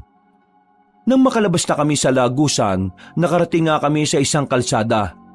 Naglakad pa kami ng halos 5 minuto bago naman namin marating ang isang bahay sa gilid ng kalsada. Bahay na bato, up and down. At dahil nga nasa gilid ng kalsada, meron siyang supply ng kuryente. Narito na tayo. Kaninong bahay to, Mang Norman? Bahay na kakilala ko. Ligtas tayo rito. Kagaya natin, may alam din siya sa mga aswang. Huwag kayong mag-alala, mabuting tao si Janice. Nagkatinginan kami ni Natoy, pero sumunod na lang din kami sa kanya papasok ng bakuran. May babae sumalubong sa amin. Ang ganda niya, Kabanong. Ang sexy. Nakasuot lang ng maiksing damit. Manipis pa. Mang Norman, mga bandang alas 5 ng umaga. Darating ang iba kong kasama. Sila ang kukuha sa mga yan para maitakas na. Pasensya ka na inabala pa kita. Kailangan lang talaga ng tulong nito mga guest ko. Walang problema. Malaki ang utang na loob ko sa inyo. Kaya maliit na bagay lang ito. Sige na, ipasok mo na sila sa loob dahil malamig dito sa labas. Makalipas ang ilang oras, walang nakasunod sa amin na aswang. Nakahinga kami ng maluwag. Idagdag pa na may susundo na sa amin para makaalis na roon. Nakampante ang kalooban namin, Kabanong. Pero habang nagyoyosi ako sa labas, lumabas din si Natoy. Nilapitan niya ako at nakisindi. O, kumusta? Tulog na kapatid mo? Napatulog na ni Joyce. Tingin ko, bet ka niya ni Joyce. Kanina pa nagkukusang loob na asikasuhin si Kenken eh. Hindi ko iniisip yan, pre. Ang iniisip ko, si Mang Norman. O bakit? Anong meron? Wala ka bang napapansin? May mga bagay na hindi nagtutugma eh. Gaya ng... Nasabi niya sa atin na dayo lang din siya dito sa Capiz at natrap lang din siya sa resort. Mahigit 1 buwan pa lang siya dito base sa kwento niya pero tingnan mo, meron siyang kakilala rito at base sa usapan nila, parang matagal na sila magkakilala. Yung Janice kanina, parang may utang na loob pa nga kay Mang Norman eh. At ito pa ang pinagtataka ko, pre. Pinatay niya yung mga aswang sa labas kanina. 3 aswang yun, pre. Pinatay niya. Para sa isang senior citizen hindi niya yung magagawa ng mag-isa lang. Unless may kapangyarihan siya, parang si Superman, di ba? Napansin ko nga rin, yung itak niya, walang dugo. Pero yung kamay niya, meron. Ano yun? Kamay ang ginamit niya sa pagpaslang ng mga aswang kanina? At hindi yung itak? Ang totoo nga niyan, may napansin din akong mali kanina eh. Ang sabi niya, trap siya sa resort dahil sa mga aswang. Pero kung may lagusan naman palang sikreto sa resort, bakit hindi niya yung gamitin para makatakas? At kung talagang gusto niyang makaalis tayo, bakit ngayon niya lang sinabi yung tungkol sa lagusan? Pwede namang kahapon pa, di ba? Like, sabi niya na in case of emergency, merong way para makaalis tayong lahat. Pero wala siyang sinabi. Pre, masama ang kutob ko. Tingin ko, di dapat tayo nagtitiwala sa matandang yon. Nakita pa namin si Mang Norman na dumungaw sa bintana. Sumenya sa amin na pumasok na kami sa loob. Pinakita lang namin ang yosi namin para sabihing uubusin na lang namin yon. Pero ang totoo, naghihinala na kami ni Natoy. Nang maubos ang yosi namin, pumasok na rin kami sa loob ng bahay. Si Mang Natoy at Janice naman nasa bakuran. May pinag-uusapan sila. Iba ang lengguwahe. Hindi namin maintindihan. Pero seryoso ang tono ng pananalita nila. Kaya naman sinamantala na namin ang pagkakataon. Kinausap namin si Hogan. Sinabi namin sa kanya ang mga napapansin namin. Sigurado ba kayo? Oo, pre. Nakakapanghinala yung matandang yan eh. Masama kutob namin. Kaya ang gagawin natin, kailangan natin makuha yung susi ng L300 sa labas. Yun ang gagamitin natin pagtakas. Bahala na, magsiksikan tayo sa loob. Paano natin makukuha sa kanila yung susi? Si Natoy na bahala dyan. O sige, pero pera muna ng baril mo ha. Ha? Anong gagawin mo? Basta, magtiwala ka lang sa akin. Kapag tinutukan ko na si Mang Norman, ilabas nyo na kaagad yung mga kasama natin. Pakiuna yung kapatid ko ha. Iagis ko sa inyo yung susi kapag nakuha ko na. Kinakabahan ako ng malala noon, Kabanong. Pakiramdam kasi namin, kaunting galaw lang namin ay may mangyayaring masama sa amin. Pero sumugal kami noon dahil alam naming wala nang ibang paraan kundi ang isugal ang natitira naming pag-asa. Pagpasok pa lang ni Mang Norman at Janice sa loob ng bahay, nilabas na agad ni Natoy ang baril. Nagulat si Mang Norman.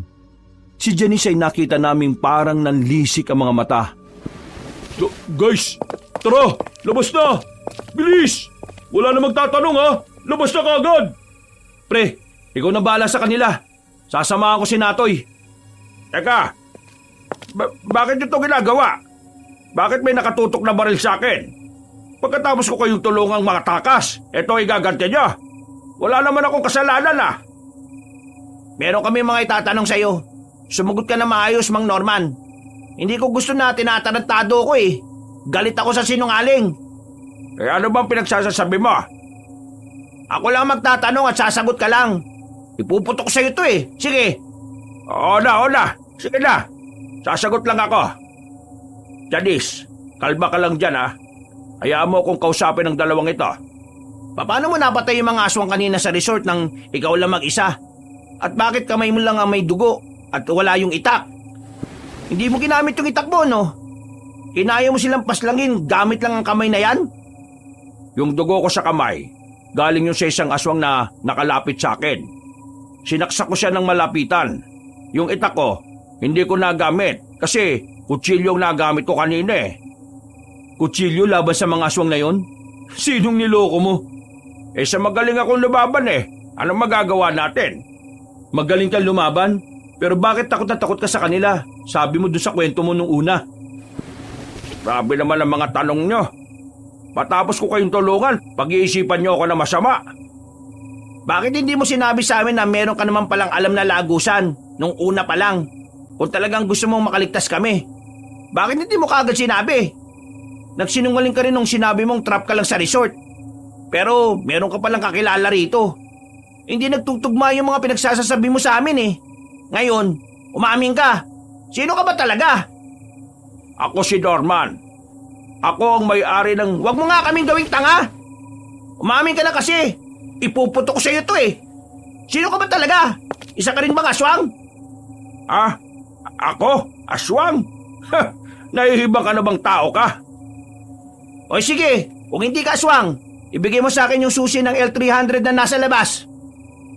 Hindi na umaandar ang sasakyan na yon. Mainit ang makina ng L300. Hindi nyo kami maloloko, no? Ibigay nyo sa amin ang susi ng sasakyan. Kung hindi, ipuputok-tok agad sa inyo. Oo, sige. Ibibigay namin ang susi para bilang patunay na mabuti kaming tao at hindi kami aswang.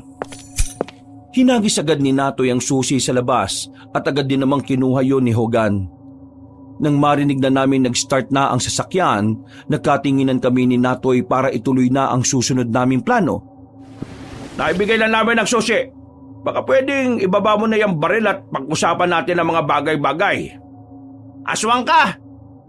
Binigay ko na nga susi para patunayan na hindi ako aswang eh. Ano pa bang pwede kong gawin para maliwala ka? Kapag pinutok ko sa iyo to at namatay ka, ibig sabihin tao ka lang. Pero kapag nagawa mong ilaga ng balang ito, ibig sabihin aswang ka. Sandali! Mabilis na nakailag si Mang Norman. Gumapang yun papunta sa ikalawang palapag ng bahay. Si Janice naman ay binasag ang bintana at saka tumalon palabas. Noong mga sandaling yun, kumpirmado na naming aswang din si Mang Norman at ang babaeng kasama niya. Nagmamadali kaming tumakbo. Nakita namin silang dalawa sa bubungan. Akmang tatalon sila palapit sa amin pero pinagbababaril yun ni Natoy. Tinamaan niya si Janice at agad din naman yung bumulagta. Gumulong pababa at bumagsak ng wala ng buhay. Dahil doon, nagalit si Mang Norman. Umangil yun ng malakas. Anak nang, wala nang bala! Eh, ano pang gagawin natin? Takbo na! Palabas na sana kami ng bakuran nang biglang tumalon si Mang Norman at tumarang sa daraanan namin. Dumampot na lang ako ng malaking bato sa gilid. Nakita na lang namin na lumabas na si Hogan ng L300. Pinasa niya ang pagmamaneho kay Benji. Tumakbo ng mabilis si Hogan at saka pinalo ng tubo sa ulo si Mang Norman. Pero hindi yun sumapat para mapatumba namin siya. Sinakal niya si Hogan at binato ko naman si Mang Norman ng hawak kong bato. Tinamaan siya sa ulo at sa sandaling yun, nakaramdam na siya ng hilo. Tumakbo na kami palapit sa L300. Papasok na sana kami sa likuran pero biglang naiwan si Natoy. Umandar na kami noon pero sabay kaming tumalo ni Hogan para bumalik. Hindi namin kayang iwan si Natoy noon kaya pinauna na namin makaalis ang iba naming kasama. Anong akala niyo? Makakatakas kayo? Hindi! Hinila na niya si Natoy pabalik sa loob, pero hindi kami pumayag. Kahit na natatakot, buong tapang naming nilapitan si Mang Norman. Sinuntok siya sa muka pero walang talab. Kaya ang ginawa ni Hogan, tinusok niya ang mga mata na matanda gamit ang daliri. Nang mabitiwan niya si Natoy, ang ginawa ko naman ay dinakma ko ang pagkalalaki niya at saka pinisil ko ng madiin. Halos mamilipit siya noong mga sandaling yon, Kabanong. Pinalo ko pa ulit ng tubo sa ulo kaya nagkaroon na kami ng pagkakataon na makatakas. Tumakbo kami paalis pero hindi na namin naabutan ang mga kasama namin.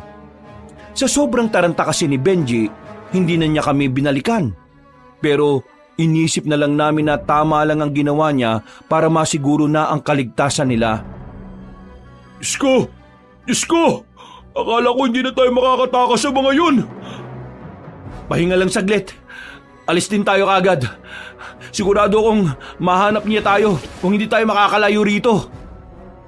Mga bro, salamat Binalikan niyo pa talaga ako. Malamang, alangan namang iwan ka namin, hindi na tayo kumpleto. Hindi ako nagdalawang isip na magpaiwan. Hindi ko kaya makita na ligtas ako tapos kayo nasa panganib. Ganito siguro talaga ang tunay na pagkakaibigan. Pero mas masaya kung makakatakas tayo rito. Ano, okay na ba kayo? Teka, nasan yung baril ko?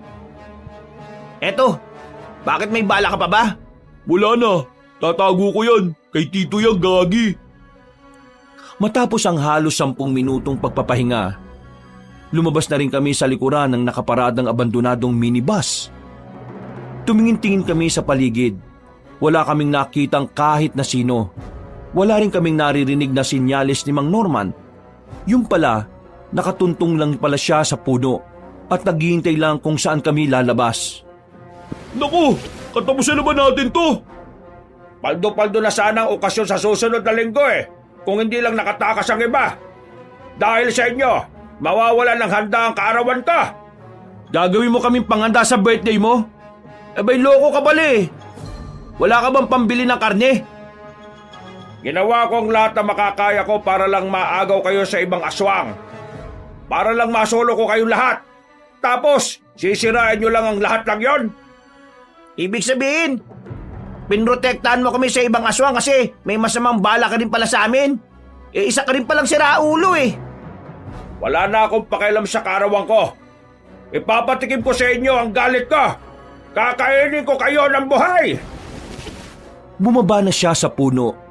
Lalapit na sana siya sa amin nang biglang may marinig kaming paparating na tricycle. Tumigil ang tricycle na yon sa harapan namin. Bumaba ang driver at bumunot ng itak. Oh, ikaw yung... Sinabihan ko na kayo, hindi ba? Ngayon, ito ang napala ninyo. Gumilit kayo.